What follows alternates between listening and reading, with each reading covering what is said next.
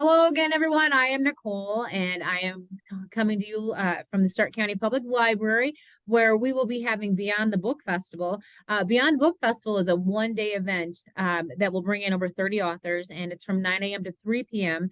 On Saturday, September 30th. And it's Central Time. I always get a lot of questions still on that one, but we are doing an author spotlight, and I love doing these interviews because I get to talk one-on-one with these authors and I get to know them a little bit better because I know we've been just emailing back and forth and stuff. But today we are talking to Peggy Archer, and Peggy Archer is a children's author. Peggy is not only a member of the Society of Children's Book Writers and Illustrators, but she is an author of such award-winning books like this one. This is Turkey Surprise. And then there is Dawn to Dreams. And then I have here Name That Dog.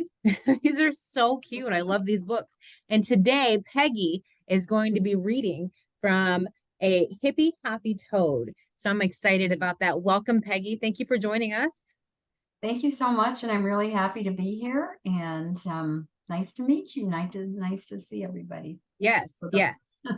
Well, before we getting into reading the book, I do want to ask you a few questions so that way our patrons will get to know you a little better before they get a chance to meet you. We got a countdown going on. It's in 11 days. I'm all excited. But I see, I do a lot of research before I talk to you guys because I want to kind of get to know you a little bit. And I want to make sure that, everything is correct. So hopefully if I ask you questions, and they seem to be, or if they're not right, please correct me because it's just, this is reading bios, this is reading interviews and stuff like that. So I did see that you were a pediatric nurse and a school nurse for years. Yes. How long did you do that? Well, gosh, I was a nurse for, I don't know, probably about 50 years. But I did different kinds of nursing. Mostly when I worked in the hospital, I loved working in pediatrics and getting to know the kids and the parents as well. And that was just a lot of fun. But school nursing was just so much fun. I loved that. I job shared and I sort of stepped in to fill in and did that part-time. But you get to know the kids and there's just great, just really liked that a lot. I So probably those love are it. my favorites. I also worked for an orthopedic doctor, which was that was a good job too. So just Wow. a lot of good things. So Yeah. what got you into, I mean, it's a big career change. How did you get from being a nurse to writing children's books? That is a big difference. I never ever thought about being a children's author when I was growing up. It was always I wanted to be a nurse. And I think it really stems back to a book that my mother read to me called Nurse Nancy. It was a little golden book, and I just always thought that was so cool that Nancy just helped the other kids in the neighborhood when they got hurt or whatever. And I just wanted to do that. Mm.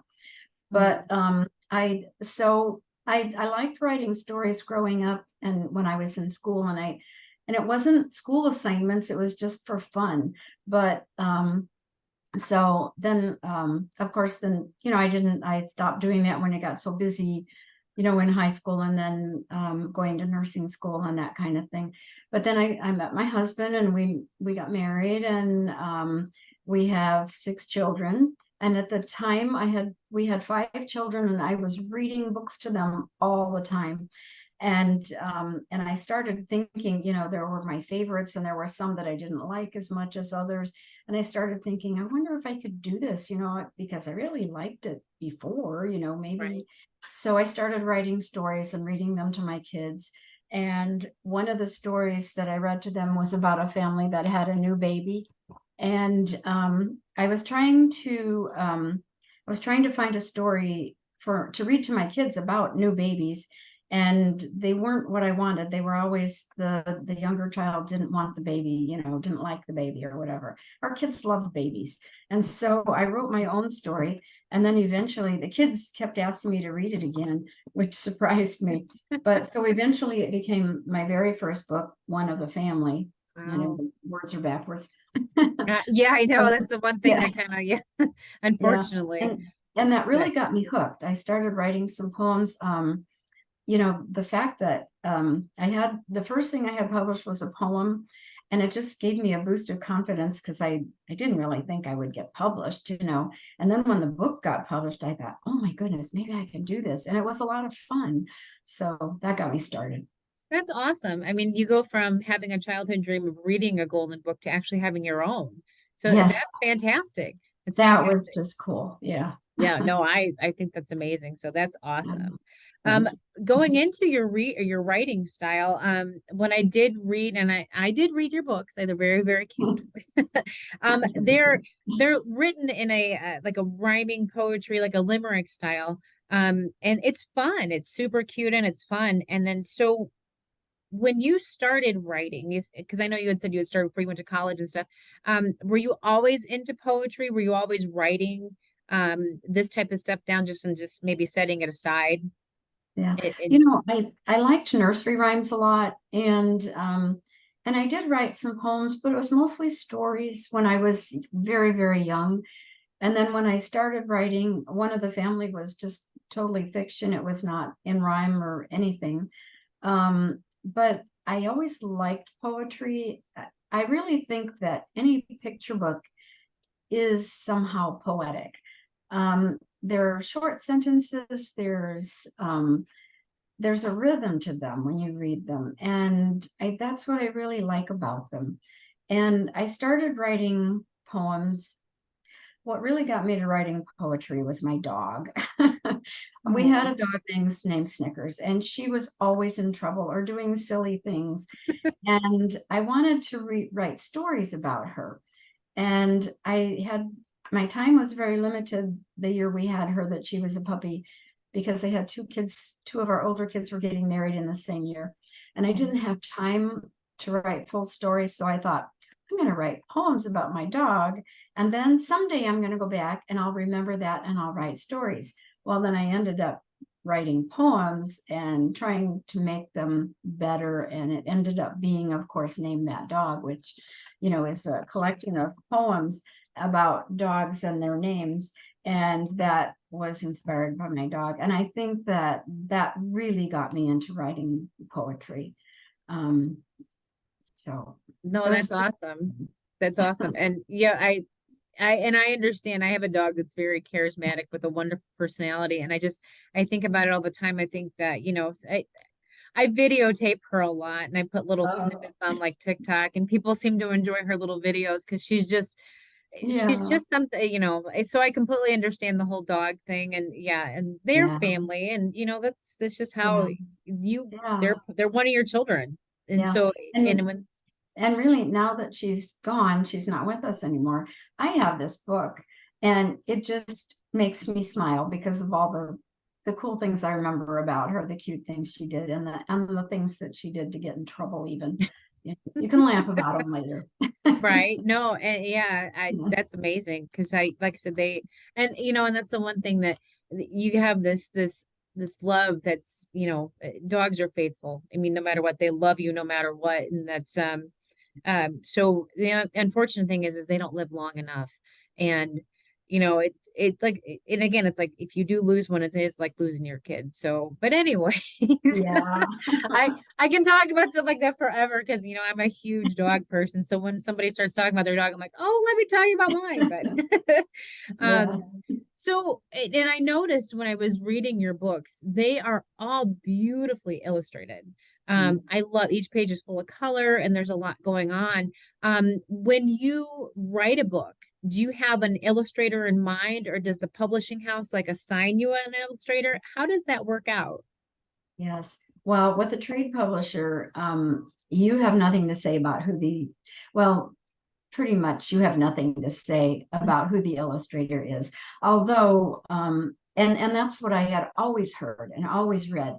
And when Turkey Surprise came out, I was put on the spot. She said, do you have anybody in mind for an illustrator? Because they never ask you that. Right. And this is Turkey Surprise.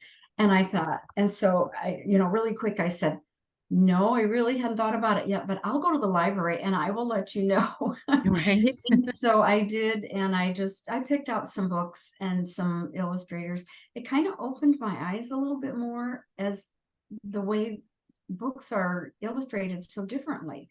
until you start thinking about it, you don't realize that.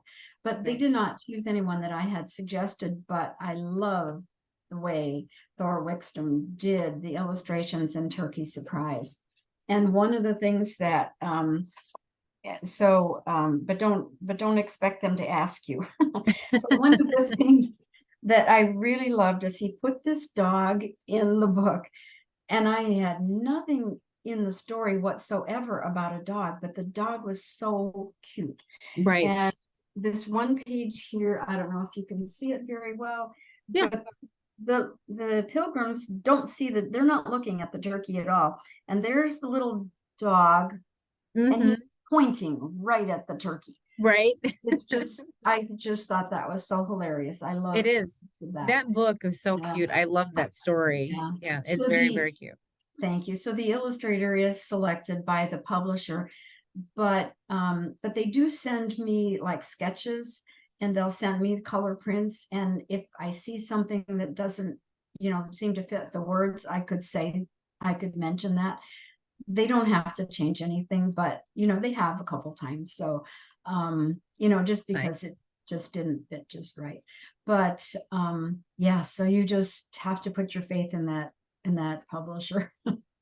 No, and again, they're all really beautifully Thank illustrated. you. Yeah. So yeah, I was just wondering, and I didn't know, like I said, if you had a say so or not, or maybe you could pick out, hey, I really like this person, I've loved her work, but it's really neat that they actually you have a little bit of say so, not a whole lot, but a Mhm. little bit. So, Yeah. and that's And that's I could suggest someone, but they wouldn't have to necessarily choose that illustrator. So right, and it probably is a time schedule or something like that, depending on if they're working on other projects. But yeah. it's really neat. Sometimes it is, because I have a friend who had waited, I think, 3 years for the illustrator because they had other projects they were committed to first. Wow, And so it took longer for the book, but they really wanted that illustrator. And I wow. think that the publishers know what they're doing. They know how to match up Well, pretty that's good. That's good. So and I noticed with your titles too as well. They're very cute. Do you come up with your titles beforehand, or do you write the story and then come up with your title? I usually choose a working title. It may not end up being the title at the end. And sometimes the publisher might have a different suggestion. They might say, well, can we make it shorter? Can we make it, a little more snappy or something? And actually, Turkey Surprise, we went back and forth with about 3 pages. I had about 3 pages of title suggestions, and we finally ended up with that. But a Hippy Hoppy Toad started out to be Toad in the Road. And and that fit, because but then the all of a sudden this book came out that was called Toad on the Road. Well, you don't want it to be the same or almost the same. I don't want them to get mixed up between their books. Right, So right. then we changed it, or I changed it to let's see, it was Toad on the Road, and then I can't think of it, but there was a second title, and then all of a sudden there was a book with another book with Oh my another goodness. title that was almost the same. So then we came up with a Hippy Hoppy Toad, and that one stuck. And I said, okay, now somebody else who's writing a Toad book might have a title close to mine, but mine's coming out first. So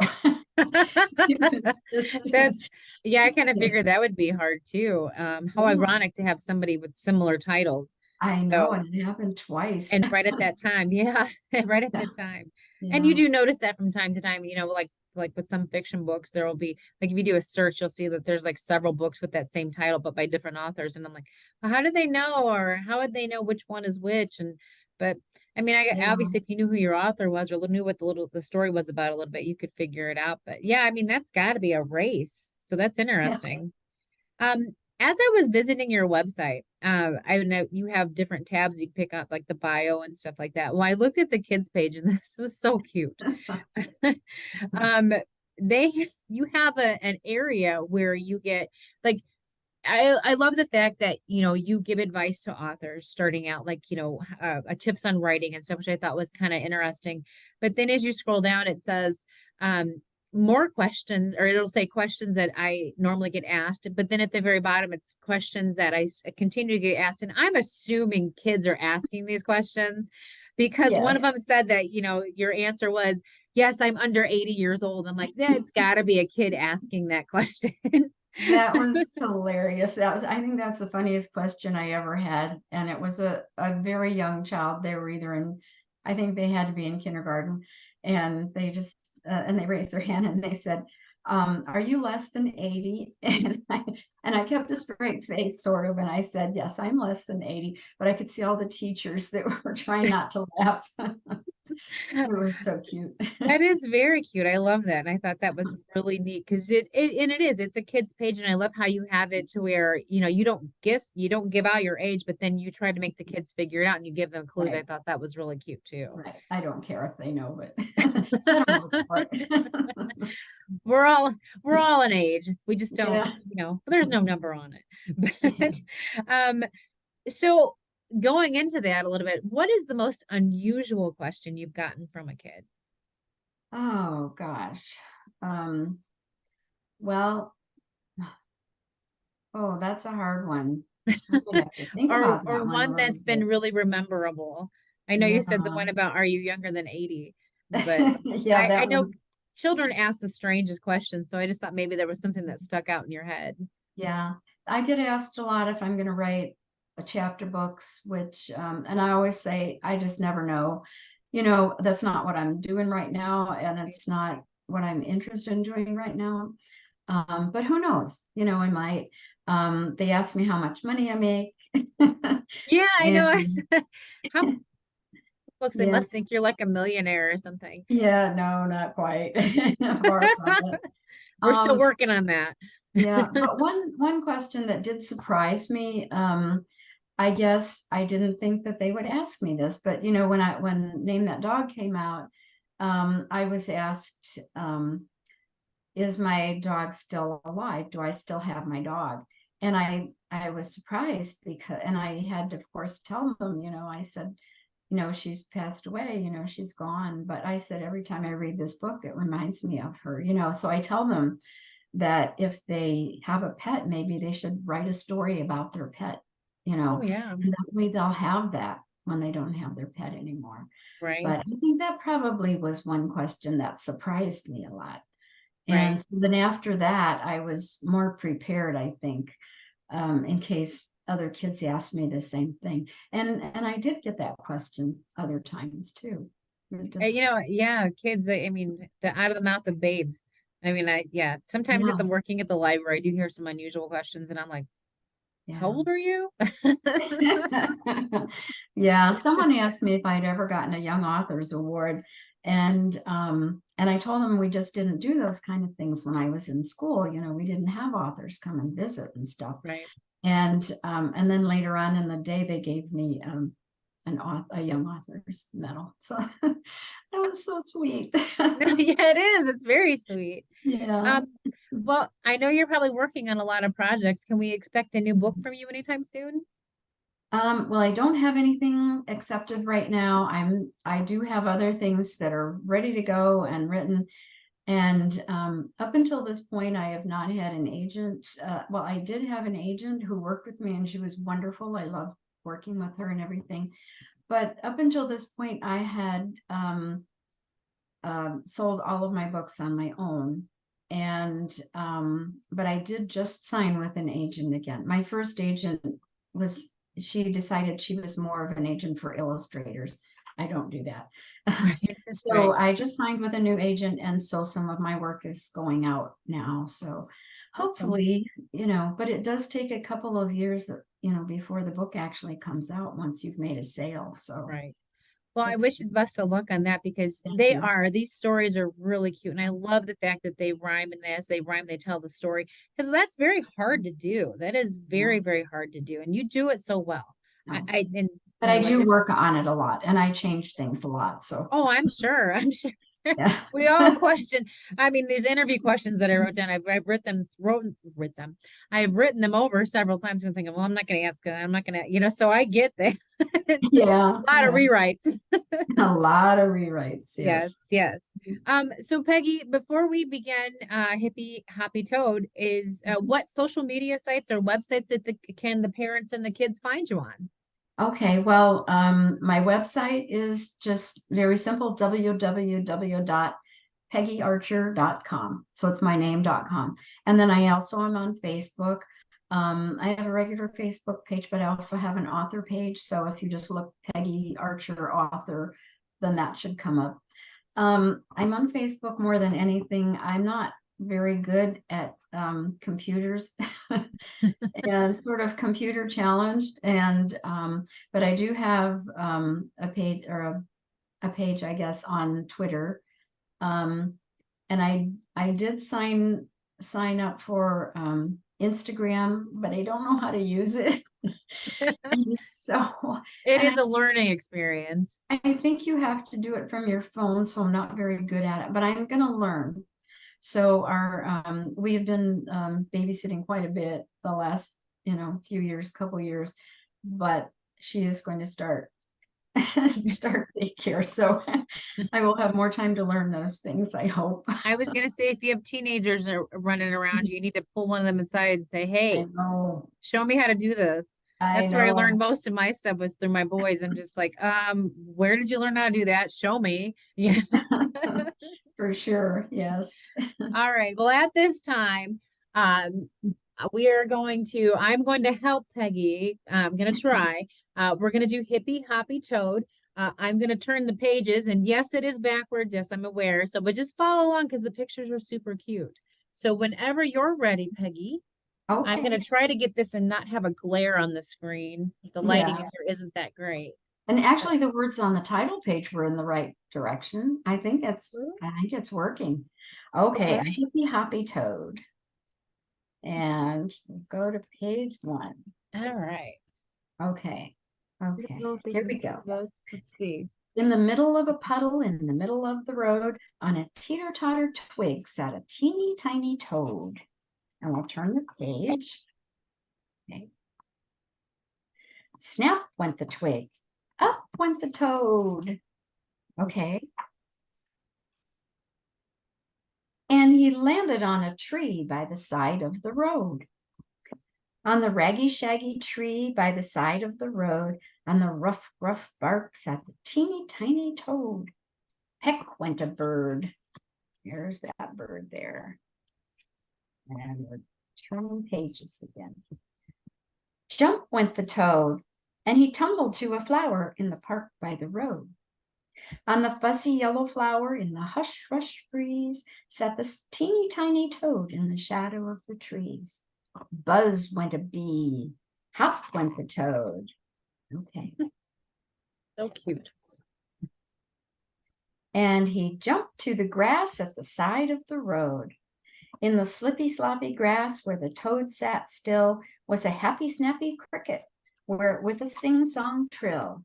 Chirp went the cricket. Okay. 1 second here.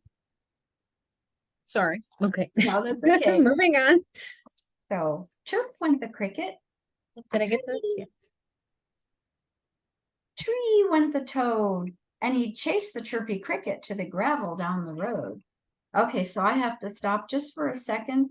I had to research sounds that toads made, and tree is really one of the sounds that they make.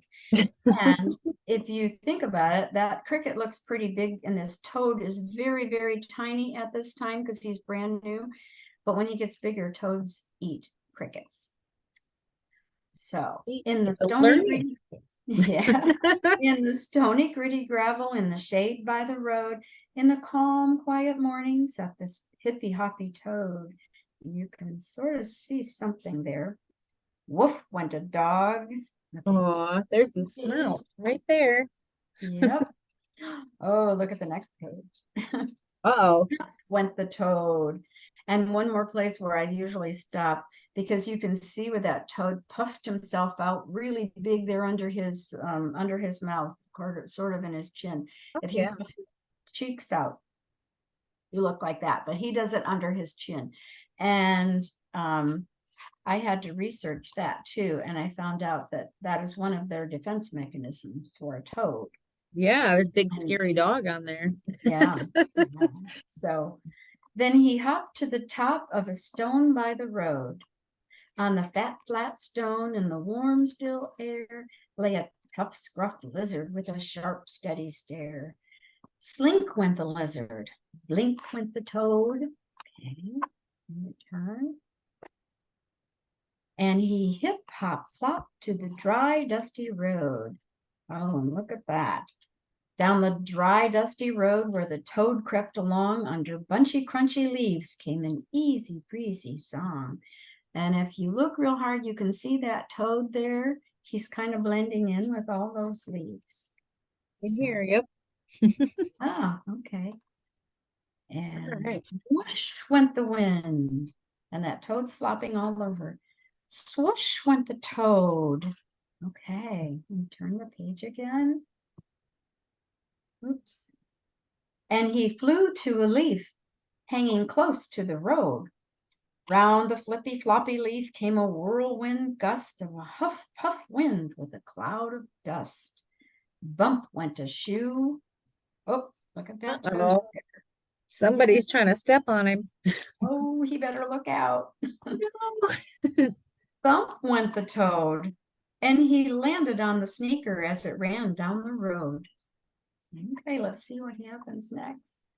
Oh, and this page, past the flippy floppy leaf, down a dry, dusty road, through the bunchy, crunchy leaves, round a fat, flat stone. Oh, let's see, past a fuzzy, through the, let's see. I have a hard time following this path. Past a fuzzy yellow flower, through the stony, gritty gravel, and a raggy, shaggy tree by the slippy, sloppy grass. And all those places sound familiar. And there at the very end of the page, you can see the sneaker running off, and the toad is Oh, still yeah, he's right there. And he's there. He still on is. there, isn't he? Uh-oh, Yep. where's he going? And went the bump thump sneaker with the teeny tiny toad hanging on for the ride as they raced down the road.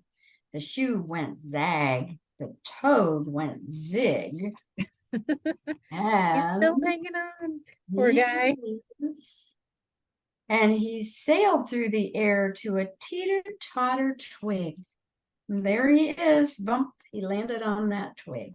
Let's see what happens next. We turn So the cute. page, and there he All right. is. In the middle of a puddle, in the middle of a road, on a teeter-totter twig sat a teeny tiny toad. And This that's is the end of the too story, sort cute. of. What happens next is up to you. You have to think of a different ending. This One is, thing I have to say is that the illustrator did such a great job with this. And if you look at the very first page, where he's on the twig, right here. and yes, not that one, on the next one where the story starts in the middle of the puddle in the middle of the road. Oh, okay. And it looks very much like the end because that's where he ended up, isn't it? On the last Oh, page. yeah. But if you look at the last page, here it is. Let's Okay, see, maybe I'll you keep the could front hold the page. first one, and if I hold the last one, there are some things that are different on those two pages. And it's really kind of fun for the reader to then, when they're done with the story, kind of compare it and see what's different. That is a So good, yeah. And that I is love that you're really, pointing the stuff out. So thank you. yeah, she did a really nice job I of thought so. adding that little thing there. So Anne, is it Ann Wilson, Wilsdorf? Is it yes. Wilsdorf? I know it's backwards, but I think it's Anne It's Wilsdorf. not really, it's to me, Oh, you see it okay? I see it Yeah. okay. Yeah. Okay. Well, that's good. That's Mhm. good. Yeah, no, this is, it is. Like I said, the books that I've read from you are super, super, super cute. And I really, you guys, if you've got young ones, these, obviously you just read this one. I mean, they're like this. They're rhyming and they're fun and they've got beautiful pictures to them. I've always wanted to write a kid's book, so this just gives me confidence to know that, I'm not that talented as you, but this is this is really Well, you super got to cute. start. Yeah. That's what everybody says. You're not gonna, if you don't start, you're never going to. Right. And this is really cute too. The Dawn to Down Dreams. to dreams, Yeah, yes. so this one is really cute. And then this one is super funny. I love this one because you're right. They point out, I mean, it's so obvious where the turkey's at in every single scene. And Yeah, everybody sees the turkey except for the people that are actually looking for the turkey. And it's right, hilarious. And I love the right. ending. The ending is so fun. So Yeah. yeah, And I, definitely. You guys, if you get a chance, please meet with Peggy. She will be here like again September 30th at the the Stark County Public Library in Knox, Indiana, from 9 a.m. to 3 p.m. Central Time. Peggy is actually said that she is going to be doing stuff at her table with the children. She'll have crafts and then she'll be able to read some of her stories to them. So please just come out and check it out. It's going to be fun. Maybe pick up a couple of her books. For personal experience, I still have a couple of my favorite kid books. So maybe there might be something that one of your children really, really likes, and just gonna have to have it. And like with Peggy, this one reminds her of her dog. So whenever she reads it, she knows that, she can think of her dog this way. So maybe your kids will be able to, pick up on a book and say, I really love this book as a kid. It gives me wonderful memories. So, again, if you guys do get a chance, please come out and please meet with Peggy and all the other children authors that are going to be here because they do have really, really wonderful stories to tell. And Peggy, this has been so fun. I really enjoyed it too. It Thank you so much did. for inviting me. No, Yeah. no problem. And thank you. And And again, if anyone has any questions for me, just come by my table and ask. absolutely, absolutely. I will definitely be there to talk to everybody. So, and it's going to be fun, and I'm excited, and we're all excited, especially the ladies in the children's department. Peggy also will be part of our discussion panel. So again, if you have any questions for her, please come out and ask her. And I really don't think Peggy's going to say, no, I'm not going to answer your question. So, but yeah, no, and again, thank you so much for joining us. This was really, really fun. All Thank you right, for everybody. having me. We will see you next time and hopefully have another interview for you coming up soon.